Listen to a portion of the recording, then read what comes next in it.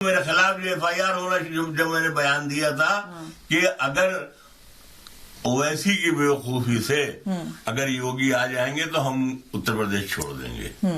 उसके बाद हमारे ऊपर मुख्तलिफ केसेस होते हैं, जो हमारा अभी हम जबान खोलेंगे अभी 2 केस हमारे ऊपर हो जाएंगे। तो इसका मतलब क्या हुआ? तो तालिबान के समर्थन में अगर बयान नहीं, आप किसी भी बोलते हुए मुसलमान की जबान काटना चाहते हैं। आप जिसको जिगाए, एक मुख्तार अंसारी के नाम पर किसी भी अंसारी को आप बंद कर देंगे। योगी जी तो खुल्लम खुल्ला वो शुरू से आखिर तक मुसलमानों को ये समझते हैं कि वो हिंदुस्तान के दुश्मन हैं। 10 मार्च को उत्तर प्रदेश में काउंटिंग होगी, अगर फिर से जनता का समर्थन बीजेपी को मिलता है तो क्या करेंगे आप? नहीं, हमने तो पहले कह दिया कि हम चले जाएंगे यहाँ से। कहाँ जाएंगे? अब ये क्यों बताया अभी है?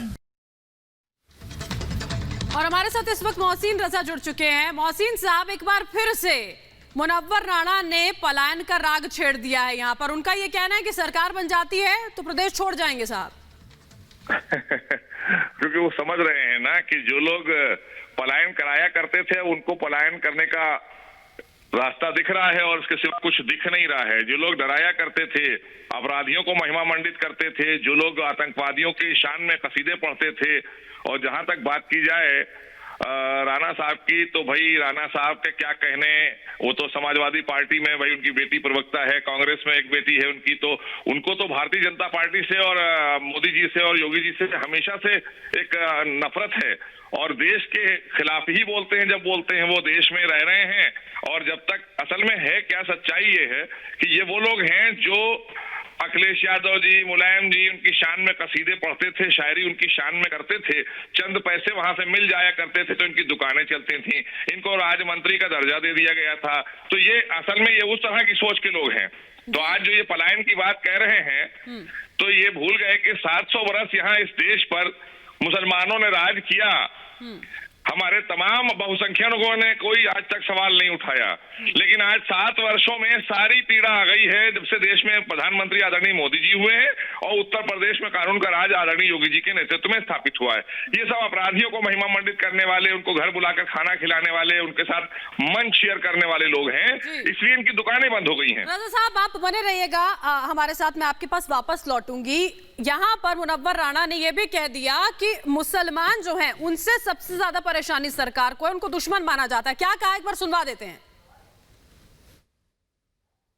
पहले तो मेरे खिलाफ ये FIR होना, जब मैंने बयान दिया था कि अगर ओवैसी की बेवकूफी से अगर योगी आ जाए।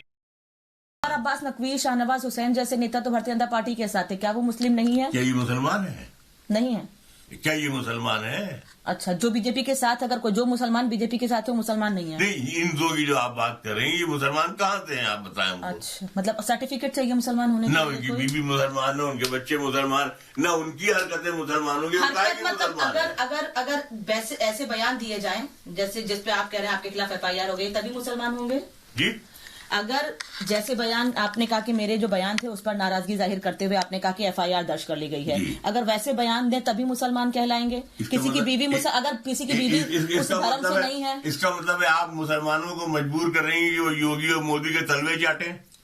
ये कैसी बात? आप क्या कहना चाह रही हैं? मैंने क्या बात ऐसी कही कि जिस पर FIR? मैंने पूछा, आपने कहा कि मुसलमान भारतीय जनता पार्टी के साथ नहीं है। यस।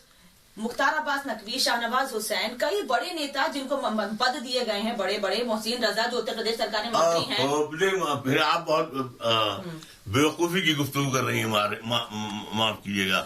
ये पद की भीख दे करके किसी को मुसलमान को उसमें मिला लेना ये कोई खेल नहीं है। आप ये देखिए कि एक गरीब शख्स आपके साथ है कि नहीं। जिंदा रजा साहब, आपने सुना है यहाँ पर मुनव्वर राणा को, मतलब अब तो ये सर्टिफिकेट भी बांट रहे हैं, शहंशाह है विवादित बयानों के, अब ये सर्टिफिकेट भी बांट रहे हैं कि ये मुसलमान ये नहीं, ये हिंदू ये नहीं। जी जी जी, ये सर्टिफिकेट बांटेंगे, क्या करेंगे ये तो यही बताएंगे। लेकिन मेरा अपना मानना ये है कि अगर उन्हें वाकई में ऐसी कोई इनकी सोच है तो पलायन ना करें, स्वेच्छा से चले जाएं, कोई दिक्कत नहीं है, वो जा सकते हैं। और उनके बुजुर्गों ने पाकिस्तान बनाया है और बेहतर होगा कि वहां चले जाएं, क्योंकि वहां तो इस्लामी हुकूमत है, आराम से एंजॉय करें, वहां इन्हें कोई नहीं परेशान करेगा। क्योंकि यहाँ तो हम लोग बहुत परेशान हैं भाई। भारतीय जनता पार्टी की सरकार जब से आई है, मोहसिन रजा हुए, शहनवाज हुसैन हुए, मुख्तार अब्बास नकवी हुए, तमाम और लोग जिनको लाखों की तादाद में गरीब मुसलमानों को घर मिले हैं, वो सब बहुत परेशान है। वो इनसे परेशान थे, दरअसल में इन लोगों से परेशान थे जिन पार्टियों का ये समर्थन करते हैं, जिनकी विचारधारा ही विभाजनकारी है। ये उन लोगों से, इन लोगों ने लूट के रखा हुआ था ऐसे मुसलमानों को देश में, इसलिए ये परेशान है। क्योंकि अब इनको महिमा मंडित नहीं किया जा रहा है, अब इनको मंच नहीं दिए जा रहे हैं, अब इनके जो कसीदे ये पढ़ा करते थे, क्योंकि हमारे पास में जिंदगी के ना टूटे लड़ी, प्यार कर ले घड़ी दो घड़ी, इस तरह के हमारे पास संतोष आनंद जैसे बड़े बड़े राष्ट्रवादी शायर मौजूद हैं। तो इसलिए हमारे पास में इनकी जरूरत नहीं है, नीरज जैसे लोग हमारे पास में हैं।